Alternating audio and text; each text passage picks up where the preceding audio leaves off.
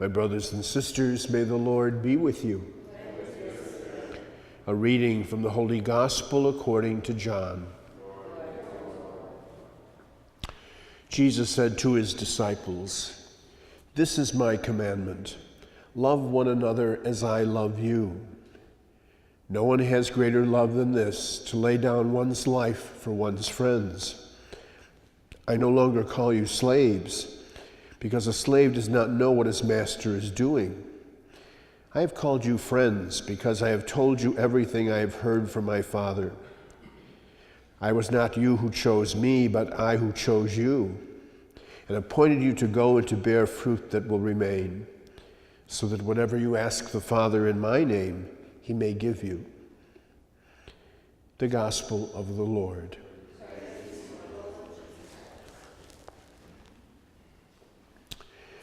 We celebrate today the memory of St. Maximilian Kolbe, who was a priest in Poland. He was born in the year 1894 and opened up a Franciscan house for refugees outside of Warsaw. In February of 41, he was arrested and taken to Auschwitz. And on this day in 1941, he was murdered at Auschwitz. And what made it perhaps that much more of a phenomenal moment was that he actually took the place of another prisoner who was supposed to have been killed that particular day, who had a family, and so he offered to offer himself in place so that there was the possibility that this man would be freed.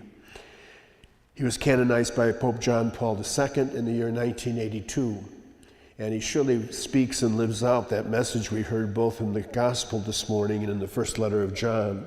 The first letter of John this morning, again, as you recall, talks about the way we come to know love is that we lay down our life for us. That's what Jesus did.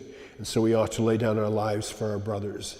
And he, of course, did that not just figuratively or symbolically, but in reality.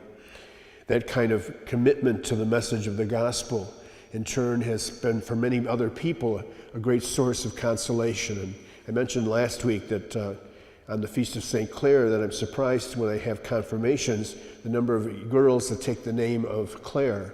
Well, there's also, interestingly, a number of boys that take the name of Maximilian.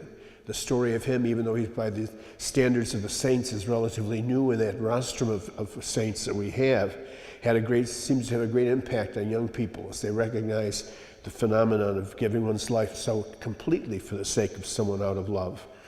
Today, then, as we remember Maximilian, we're reminded as well of the challenge we face. Perhaps not literally to give our life up, but surely in our care and concern for one another to somehow exemplify that same sense of love and longing that John speaks about so often in his letters and in the gospel, and that in turn the saints, through their own witness and example, have so many times given us the means and the way to carry that out in our own lives.